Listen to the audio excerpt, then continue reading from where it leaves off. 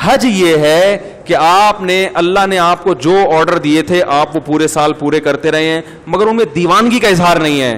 اللہ کہتے ہیں کہ زندگی میں ایک دفعہ احرام باندھ کے آؤ, پراپر ڈریس پہننے کی اجازت نہیں ہے, اور دیوانوں کی طرح بیت اللہ کے گرد چکر لگاؤ, صفا مروا میں دوڑو. حالانکہ کون سی بات ہے بھائی, دوڑنا تو کوئی عبادت نہیں کہلاتی نا.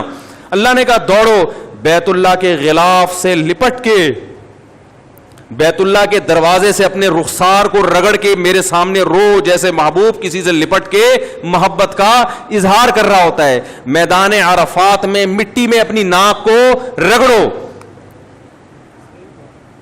تو یہ جو اللہ نے عبادت کا ایک خاص طریقہ رکھا ہے, یہ طریقہ صرف ان کو سمجھ میں آئے گا جو دیوانوں کی طرح اپنے رب سے محبت کرتے ہیں.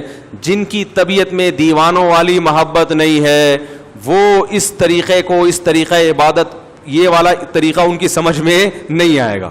وہ کہیں گے یہ کیا ہے بھائی, ہم 3 پیس سوٹ ٹائی پہنا کرتے تھے, اللہ میاں نے بولا ایک دھوتی پہنو اوپر سے ایک چادر. یہ کیا ہے, وہاں جا کے کیا کر رہے ہیں, گھوم رہے ہیں, حجر اسود کو چوم رہے ہیں. کیا ایک پتھر ہی تو ہے بھائی, اس کو کیوں چوم رہے ہیں بھائی؟ بیت اللہ کا, بیت اللہ سے نسبت ہے اس کی, یہ اللہ کا گھر ہے. کیسے دیواروں سے لوگ رخساروں کو لگا رہے ہوتے ہیں وہاں. وہ شعر یاد آتا ہے, امر من الدیار دیار لیلا اقبل ذا الجدار وذا الجدار وما حب الدیار شغفن قلبی ولكن حب من سکن الدیار. جو مجنو تھا نا, وہ لیلا کے گھر در و دیوار, اس زمانے میں محبوبائیں پردہ کیا کرتی تھیں, ٹھیک ہے نا, ڈیٹ ویٹ کا سسٹم ایجاد نہیں ہوا تھا, موبائل پہ ایزی لوڈ اور یہ سب مس کالیں وس کالیں چلتی نہیں تھی. کبوتر کو بازی ہوتی تھی, وہ کبوتر لے کے آتا, وہ کبوتر بعض وقت کہیں اور بھی چلا جاتا تھا, ٹھیک ہے نا. تو بڑی پرابلم تھی.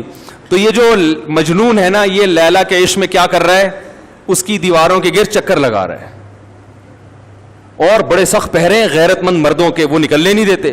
تو یہ چکر لگا رہا ہے اور پھر محبوبہ کی دیواروں کو چوم رہا ہے. پھر لوگوں سے کہتا ہے کہ بھائی امر من الدیار دیار لیلا اقبل ذا الجدار وذا الجدار. لوگوں میں لیلا کے در و دیوار کے گرد گھومتا ہوں, کبھی اس دیوار کو چومتا ہوں کبھی اس دیوار کو. لوگوں اتنا پاگل نہیں ہوں کہ مجھے دیواروں سے محبت ہو گئی ہے.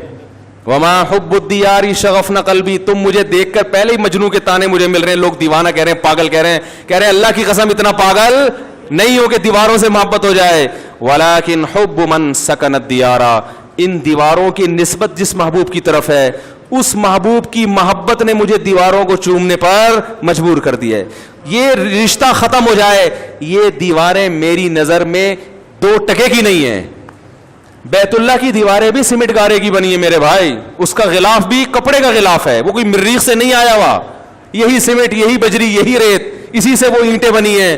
لیکن ان اینٹوں کو دیکھنے کے لیے, اس غلاف کو چومنے کے لیے, اس غلاف کے گرد طواف کرنے کے لیے ہم 6-6, 7-7 لاکھ روپے خرچ کر کے جاتے ہیں. اور لاکھوں کے مجمع میں جہاں پھسلنے کا بھی خطرہ ہو, جان کا بھی خطرہ ہو, اس بیت اللہ کے گرد گھومتے ہیں. اس کی وجہ بھی یہی ہے کہ ہمیں ان دیواروں سے محبت نہیں ہے. ان دیواروں کی نسبت کس کی طرف ہے, خالق کائنات. اس نے کہہ دیا کہ یہ کس کا گھر ہے, رہتا بھی نہیں ہے وہ وہاں پہ, رہتا بھی نہیں ہے, بنایا بھی انسانوں نے اس کو, لیکن رب نے کیا کہہ دیا, یہ گھر کس کا ہے, میرا. بس اتنی نسبت ہمارے لیے کافی ہے. بیت اللہ سے عشق کرنے کے لیے, بیت اللہ سے محبت کرنے کے لیے ہمارے لیے اتنی دلیل کافی ہے کہ اس بیت اللہ کو, یہ رب نے کیا کہہ دیا اس کے بارے میں کہ کس کا گھر ہے, میرا. بس اتنا کہہ دیا, اب ہمیں کوئی ڈاکومنٹ نہیں چاہیے, اس کے لیے کوئی ثبوت نہیں چاہیے, مزید کوئی ثبوت نہیں چاہیے. یہ نسبت ہمیں مجبور کرتی ہے کہ ہم لاکھوں لاکھوں روپے خرچ کر کے اس گھر کی زیارت کے لیے جاتے ہیں اور اپنا پسینہ وہاں جا کے بہاتے ہیں.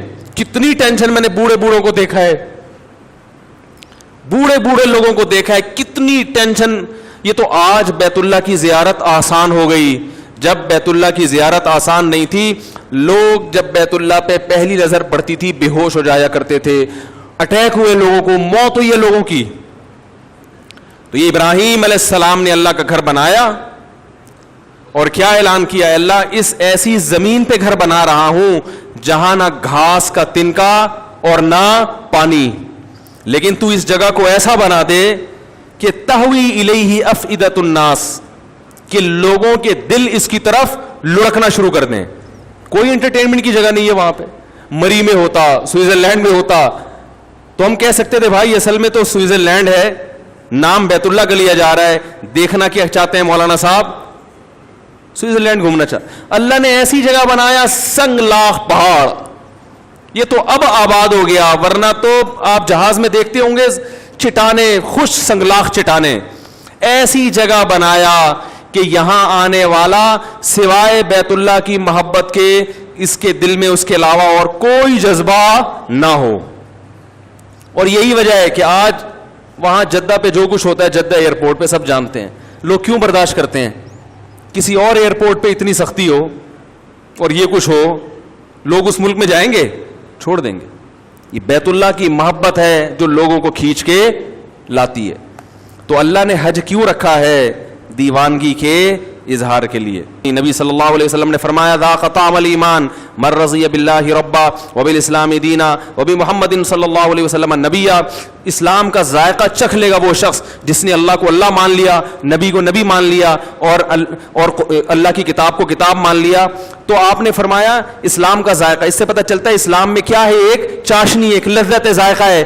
ایک آپ ملکی قوانین کو فالو کرتے ہیں، اس میں لذت نہیں ہے، چاشنی نہیں ہے، لیکن جب اللہ کے دین پہ چلتے ہو تو اس میں اللہ نے ایک ذائقہ بھی رکھا ہے، لطف اور مزہ بھی رکھا ہے. لیکن یہ لطف اور مزہ صرف انہی کو محسوس ہوتا ہے جو اللہ کو اللہ ہونے کے لحاظ سے راضی ہو جاتے ہیں اور اس سے محبت کرنا شروع کر دیتے ہیں.